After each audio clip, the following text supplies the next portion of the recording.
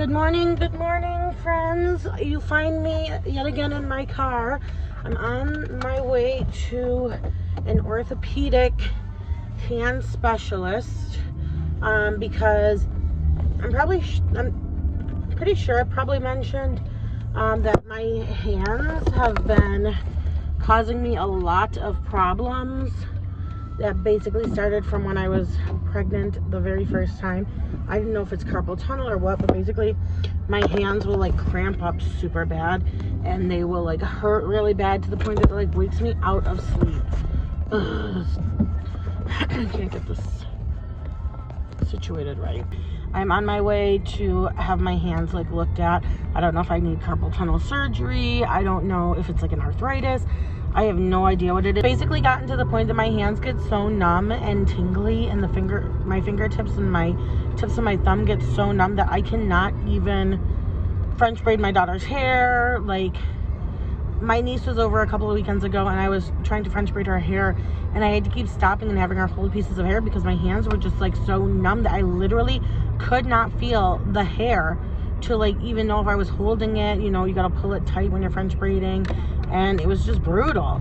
And like my hands will just tingle out of nowhere, and like I said, the pain at night will get so bad that it literally wakes me out of sleep, and I try to like shake out my hand or like hang it over the bed a certain way or like stretch it out a certain way, and nothing helps, and it's just like brutal. It's to the point that I just want to cry. It hurts that bad.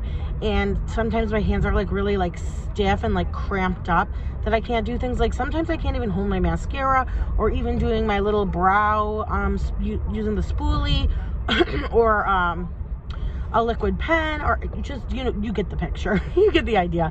So I have to have it looked at. I've been putting it off for a really long time, at least since 2018, because it's kind of come and gone in waves, but it's just gotten at this point progressively worse, and it's at a point now that it is truly affecting like my certain functions, like doing hair, like doing my daughter's hair or whatever, or like holding something. So anyway, that is where I am on my way to, and then I'm gonna come home and hop on my computer and work. And yeah, that's pretty much what I've got going on for today. So I will talk to you guys in a little bit. Bye, guys.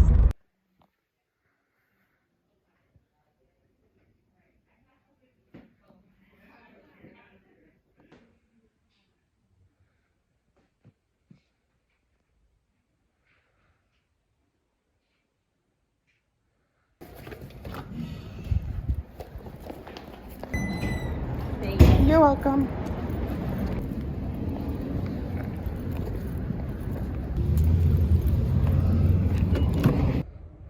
Hey guys, I am so silly. I didn't even realize that when I was giving you the update on my orthopedic hand appointment that the video was not even recording. So to update you on what happened when I went to the appointment, basically I had to fill out a ton of paperwork. They said based on my description of the pain, the problems I've been having, the different symptoms I've been having, it's most likely carpal tunnel. They then also, which was awful, the doctor took her two hands or her two fingers and tapped on my wrists in a certain spot, which caused like a wave of nerve pain and shock through my hands that was like so awful. And she was like, yeah, you definitely have I definitely think that this is carpal tunnel. But in order to confirm that it is in fact carpal tunnel and not some type of like pain stemming from a pinched nerve somewhere else in my body, like my neck or shoulder, I have to go for a nerve test on Monday, which sounds actually awful. And from everyone I've talked to, it is not a fun test. Basically, they're going to put like electrodes on my hands and my arms and send shocks to detect the different nerve activity I have still going on. And it says in the paperwork that they will be at some point like sticking a needle in my hands to detect the nerve pain, which the needle does not scare me. I'm not afraid of needles. The needle does not scare me. I am not scared of needles. I've had 3 kids. Once you've had a child, like no pain scares you. Even a C-section, if you've had a C-section, which is what I've had, you are no longer scared of pain. You get so many shots and have so much done to you when you have kids throughout the pregnancy that like by the time you're done, you are a whiz at needles. But anyway, so I'm not afraid of the needle itself, but I am afraid of the nerve pain that it's going to give me, because like I said, if it's anything like the nerve kind of shock that she induced in my hands, like when I was at that appointment, I'm going to be sweating, because I'm the type of person who, when like I'm at the dentist and they're like hitting a nerve, I sweat. Like I don't do nerve pain. That it makes my skin crawl, my teeth clench. I like white knuckle it on the chair. So I'm hoping that this is not going to be awful, but from all accounts it sounds awful. So anyway, I just wanted to give you guys the update, because I was like starting to edit the video and put all the clips, and I was like, wait a minute, what happened to that footage? And then I see like these clips, they're like 3 seconds long from when I thought I was recording, and I was like, oh, you idiot, you didn't hit record, and then you hit record for the 3 seconds that nothing was going on. So anyway, that is the update on my hands. Hey guys, hello, welcome back to my kitchen. We're about to make dinner, and we are making this lower fat version of quinoa potatoes. So let's see here. Okay, so it says choose 1/4 of a cup of onion if you're going to do the onion to saute it. So I have this tiny baby onion in my bag, so I'm just going to probably chop up this whole thing and throw it in there. Okay, well, now that my eyes are sufficiently watering, let's go ahead and get these guys in a pan with a little bit of olive oil. Now this recipe says to use a little bit of water to saute the onions with, but I just can't get down with that. We're going to use a little bit of olive oil. It's not going to kill us. It's a good fat. It's something good. And since the rest of the recipe is low fat, it's not going to hurt us. A little olive oil will never hurt anyone. Okay, so we're just going to saute these up a little bit until they're just translucent. And then we're going to add them to our mixture. And we have our oven preheated to 350 degrees. We made a lower fat broccoli cheddar version of Panera's soup, and oh my god, it was amazing. It was so good. I'll have to give you guys a recipe. What? Okay, our onions are nice and translucent. Set them aside. Okay, so what I like to do when I'm making funeral potatoes, they're also called cheesy potatoes if you've never heard the term funeral potatoes, but I like to combine all of my wet ingredients in a bowl first and then add in the potatoes. It's easier to mix those around. So the first ingredient is going to be this 10.5 ounce can of reduced, I think this is reduced sodium or something. It's the Healthy Request cream of chicken. Okay, so first up is the cream of chicken. Just going to use a spatula to get all of that in here.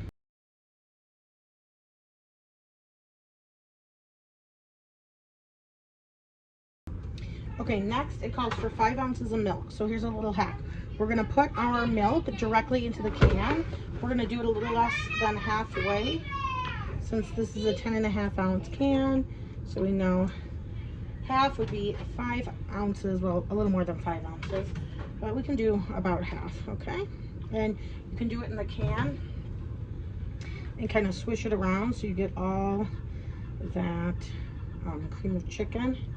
Anything that was left kind of on the sides, we're going to dump this in. Don't dirty a cup. Okay, next up it calls for a cup of light sour cream. This is 16 ounces. In case you didn't know, 8 ounces are in a cup. So if this is 16 ounces, half of this would be a cup. Don't dirty a measuring cup. Measure with love, your heart, or just use your math skills. So for this, we're just going to go ahead and scoop about half of this light sour cream container into our bowl. Okay, so that should be about a cup. All right, now we're going to go ahead and mix in our sauteed onions. They recommended about 1/4 of a cup, but the onions are optional. Next up, it calls for a cup of sharp cheddar cheese. Again, this is an 8 ounce bag. No need to measure. We know 8 ounces is a cup. We're just going to pour this whole thing in here. And for those of you who don't like sour cream, you can substitute mayonnaise, like homemade mayonnaise.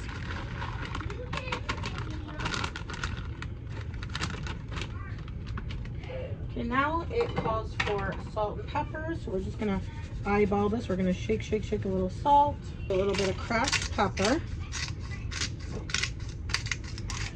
And this is just to taste, so whatever your preference is.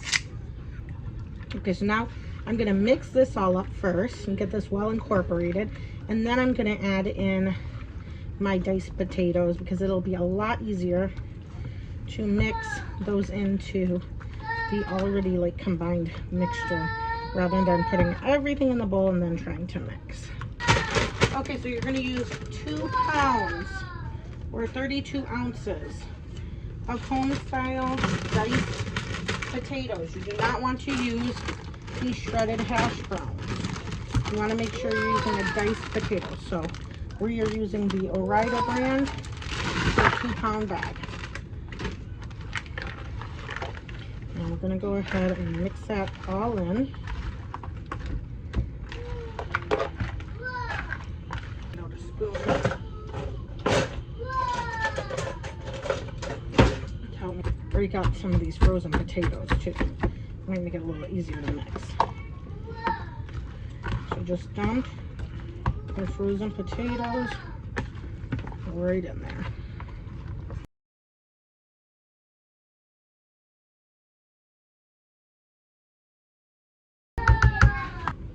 Now we're just going to transfer this mixture to a 9 by 13 baking dish.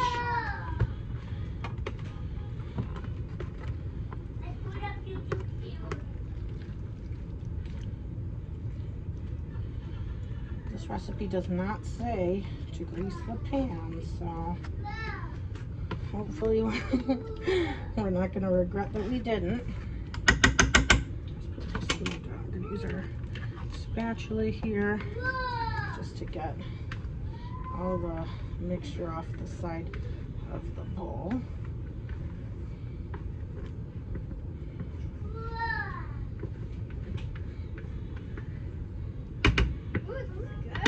Doesn't it?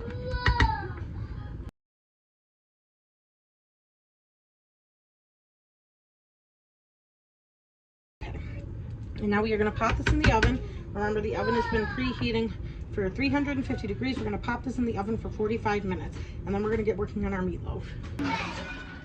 Pop that in for right now. Let's put our oven light on. We're going to set our timer for 45 minutes. Oops, a little too much. And then you're going to top this with potato chips a little towards the end. Okay, so let's do that. So we are going to use 2 pounds of ground beef. This one's 85% lean, 15% fat. Now, I'm not going to be really measuring these ingredients, but I'll put them in the description box. So we're just going to do some Italian seasoning, and I do my meatloaf different ways every time I do it. Okay, hang on. We're going to do like that much Worcestershire. Do a squirt of ketchup. We're going to do some minced garlic, like that much. Stick that right in there. You could use fresh garlic cloves. Use some salt, some cracked pepper. I have 2 large eggs, so I kind of scrambled up. It's about 3/4 cup of panko breadcrumbs, and my secret ingredient, Chick-fil-A sauce. We're also going to use this as a glaze. Just do a little squirt of that in there, okay? Now we're going to go ahead and mix this all up.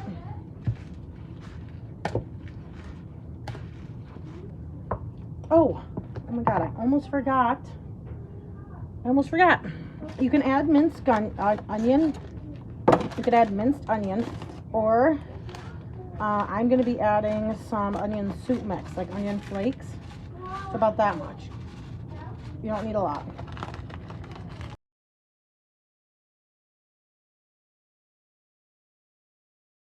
But you know what? You guys are going to think I'm crazy here, but I am going to add a little bit of onion powder too.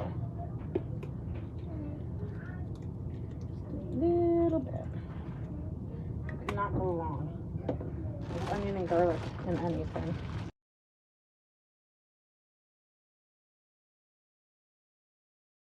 Now, we are going to put our meat into this loaf and then get the glaze on it. Okay, now for our glaze, we're going to use some light brown sugar. Go ahead. Yeah. We're going to do some ketchup and some Chick-fil-A sauce.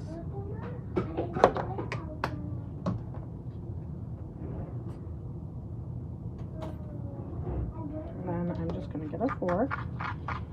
Okay, mix that up.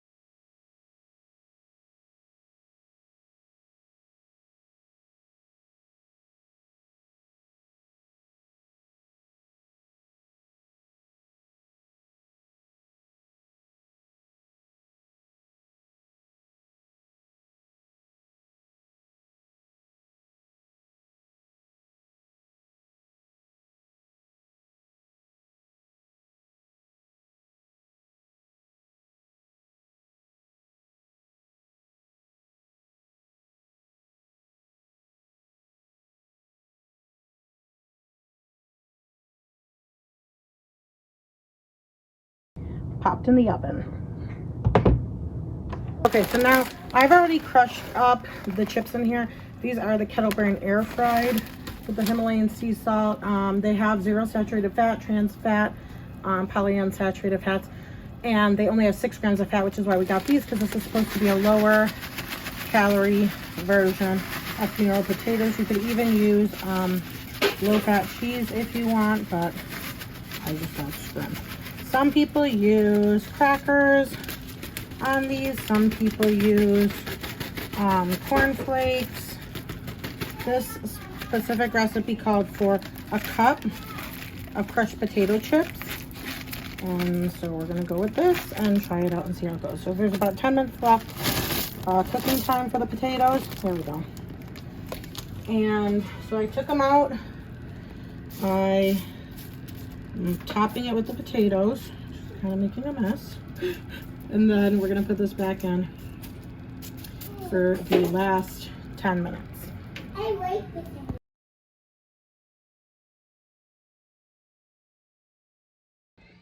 Hey guys, so I did not record myself doing this recipe, but it's everywhere on TikTok. So many people have recreated it. It's I can't remember what the guy's name is, but he's the one who like originated, or he originally came up with this recipe. It's the chicken crumble. I'm going to show you what it looks like fresh out of the oven. So this is what it looks like fresh out of the oven. And I remember he said that this is going to be a little loose in the beginning as soon as you take it out. So it's got to rest for like 15 minutes. But it smells amazing. And if it's good, which I'm sure it's going to be, yes, I can let you guys know how I made it. It's very easy. But like I said, it's everywhere.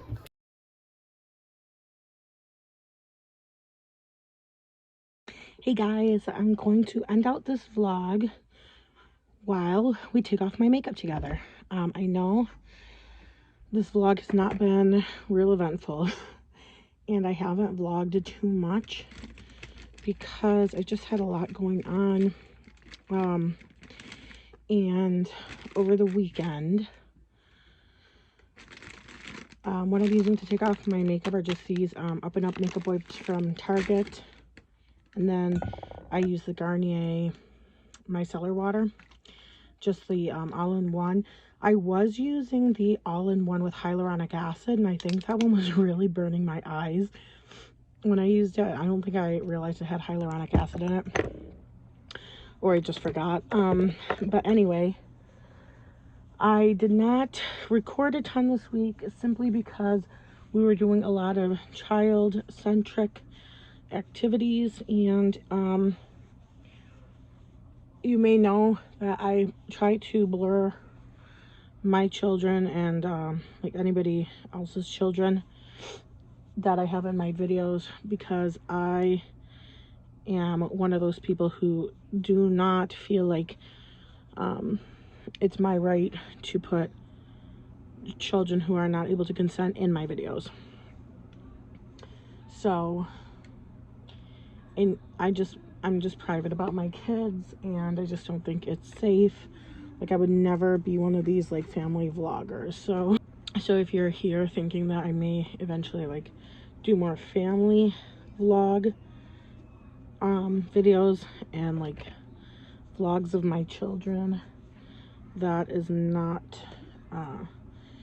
going to happen on my channel. I just feel like if it was me, you know, I wouldn't want my, you know, parents putting me on the internet and sharing every intimate detail and every like struggle that most kids will go through in their lives, or like, you know, just things that they may find embarrassing when they get older. I just don't feel like I would want that on the internet for me, so I won't do that to them. Yes. So anyway, on Saturday my daughter had dance, and they had like a little Halloween party. I think every dance school across America had dance parties last week, or Halloween parties I mean. And then my sister had a Halloween party for our friends, like kids, and my kids, her kids. So you know, there was really no point in vlogging there because there were children everywhere. So we did that. And so a follow-up on my carpal tunnel situation is I went for the it's called an EMG test. It's a nerve test where basically they put these like, almost looks like EKG probes, or like, have you ever seen those like little tabs, those like electrodes they like put on you if they are testing you for like a echocardiogram or whatever? Well, it kind of looked like those, but they were on your hands, and they would kind of like shock the nerve. That didn't hurt. It was just kind of like, I think the anticipation of just knowing it was coming was like worse than the feeling itself. The feeling just kind of felt like it was like that. Not even like, some people said they described it as like a rubber band snapping. It was not like that for me. Maybe that's just wasn't my experience, but to me it just felt like when like they hit your knee and that reflex, like you kick your, like it was just kind of like that sensation. The part that did hurt a little bit was the second part where they put needles into certain muscles to, I guess, check the receptiveness, or like the reactiveness of my muscles. So as you can see, like, I don't know if you guys can see, but I have like a bruise right here on my hand because they put a little they put a needle there. Here I have a little bruise here from the pinprick there. And I think they put one like up here. I can't remember. It was like in the front somewhere, but that didn't hurt, and I don't have a bruise there, but I have a little, it's hard to see, I know. I have a little spot right here. This one didn't bruise on this side. I just have a bruise on this one. But that was the worst of it, and honestly it really wasn't bad. So if any of you are like putting off getting your carpal tunnel treated or looked at or assessed because you're afraid of those things, just go and get it done. Honestly, it's not that bad. Everyone was making it sound like it was so awful, and it really wasn't. It was very tolerable. That being said, I like researched the available list of doctors that they gave me to make sure that I was going to somebody who was highly rated, you know what I mean? So I did look at reviews. Anyway, they could tell with the first like bloop, the first like zap, he's like, oh yeah, you have like severe carpal tunnel. I have severe carpal tunnel in my left hand and moderate to severe in my right. So he was like, you are definitely in the realm of surgery. You will definitely need surgery. And he's like, you don't want to put it off because you can do permanent nerve damage. He said he doesn't think that I've done any permanent nerve damage at this point. But, you know, you kind of want to get it taken care of. So I'm in the middle of trying to get that kind of scheduled and done right away. I didn't have an appointment again with the orthopedic place until December 4th, but I had that bumped up to next week because they didn't think I was going to get in for the test like for like 3 weeks. And I called and they were literally like, oh yeah, we have an appointment. Like, I think I called on Tuesday or Wednesday and they were like, yeah, we have an appointment next Monday. So I was like, oh, okay, I'll take it. So severe carpal tunnel. He was like, oh, do you wake up in the night a lot? I was like, yeah, it's brutal. The pain from the carpal tunnel at night will literally wake me out of sleep to the point that I like cry. It's so awful. I think I've talked about that. It's just like horrible. And mine was pregnancy induced, and it just got worse and worse and worse and worse. And I asked, I was like, is this normal for like, and he said, yeah, it's definitely normal to get it during pregnancy, but for like 90 to 95% of people, it will resolve after pregnancy, or I should say 85 to 90% of people.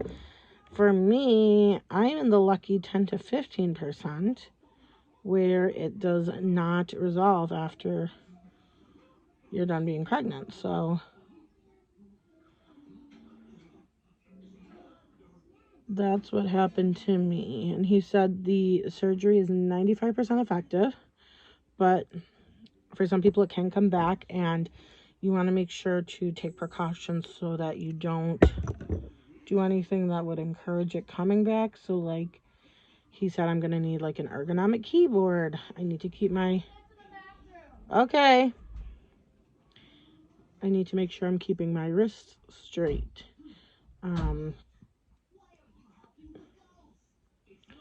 You know, so probably I'll ask them if I should wear braces afterwards just to keep my wrists straight at night. But I kind of want to see if they can do both wrists at the same time, because I just want to get it over with. And I might just have my husband take off a couple days so that I could get both done at once. And just be done with it. Because I have so many appointments to keep track of.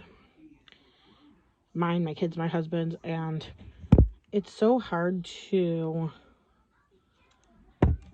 schedule them, you know, so that nothing conflicts or overlaps or whatever. And I just want to get it done. Like, I want to get them both done before the new year. So that is the update on my carpal tunnel. I don't know why. I've been using the same mascara, which is this e.l.f. mascara. It's already like wearing off. That's so wild. It's, I don't even know what it's called anymore. It's their like waterproof one. This is actually a really good one. I like this one, and I like the Essence one. I have a brand new Essence one that I have on hand in case my mascara runs out and I can't get it, because it's hard to get that one at Target. I feel like it's always sold out. But for some reason, I don't know why, this mascara, it used to come off just pretty easy with a wipe and the micellar water, but lately I feel like I cannot get it all off unless I use a Q-tip. So anyway, tomorrow we are trick-or-treating. Hi! I am April O'Neil, and the rest of my clan are Ninja Turtles. And we're going to go trick-or-treating, but I'm not letting my kids keep any of the candy they get trick-or-treating. Call me a helicopter mom, call me paranoid. I'm sorry. You know, I don't trust it. So I'm going to let him go for the experience just to do it. And then, you know, when they go to bed, the candy's just going to go boop, boop. And I'm just going to put new candy. I'm just going to buy some candy for them. So, you know, it's just a scary world we live in nowadays. It's like hard to trust anybody. And you don't want to think the worst of people, and you don't want to be pessimistic. But I feel like it's always like, you always see those like crime specials or like people on TikTok talking about like how I never thought this would be me and then this happened. You know what I mean? So it's like when you think that it can never happen, I don't think that's great either. I feel like you should have a healthy balance of we hope it won't, but we're going to prepare like it will. You know what I mean? So anyways, I am just about done. I don't know if I'm going to wash my face tonight with like a exfoliator because I feel like when I was doing that, I was causing my skin like serious breakouts. And I'm still breaking out, but I feel like it's not as bad at all as it was when I was like really like washing my face every night. Probably just take one more wipe and just make sure there's no excess. Hopefully I don't sound so mumbly in this video that you guys can't hear me or understand what I'm saying. But anyway, guys, that's going to do it for me. Oh, the chicken, that chicken cobbler casserole thing, guys, I was so disappointed. I'm sorry, but that is it's just overly hyped, overly rated. To me, it was just kind of like a lame version of chicken and biscuits. And the Cheddar Bay biscuit mix from Red Lobster that you add, and you can't even taste the Cheddar Bay. It's so overpowered by and so diluted by the cream of chicken and the chicken broth mixture that you add on top of that. I feel like, okay, I don't know why we add butter to the bottom. I don't know about that. I could see like greasing your pan so the chicken doesn't burn, but I think if it was me, what I would do is I would have done just grease the bottom of the pan with some butter. I would have done the chicken, you know, whatever vegetables you want. And then I would have done the biscuit mix, butter on top. So maybe I would have done like the chicken, the vegetables, your cream of chicken, cream of mushroom soup, and your broth mixture. Then the biscuits on top of that. And then the butter on top. I don't know what the purpose of the butter on the bottom served. I don't think it, honestly, I think my chicken was dry. I don't think it just wasn't great for me. I don't know. Or, you know what I would do? I would just do a chicken a la king in the crock pot.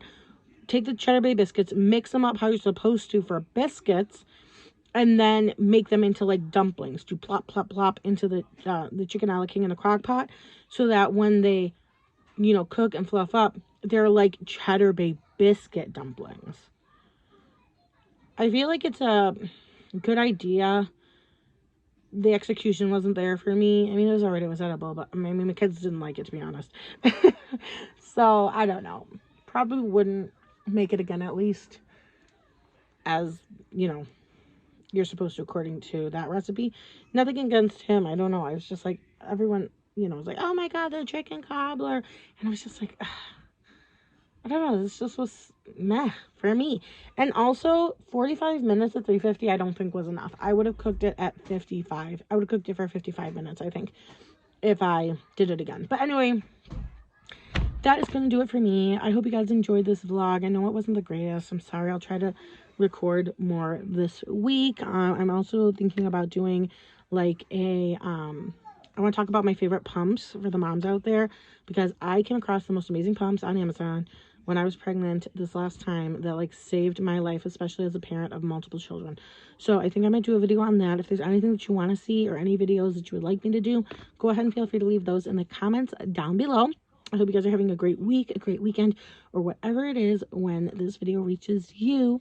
And I don't know, I'm thinking about having a little phrase at the end, like, you know, like, may your coffee always be hot, may your eyeliner always be sharp, but may your brain be sharper.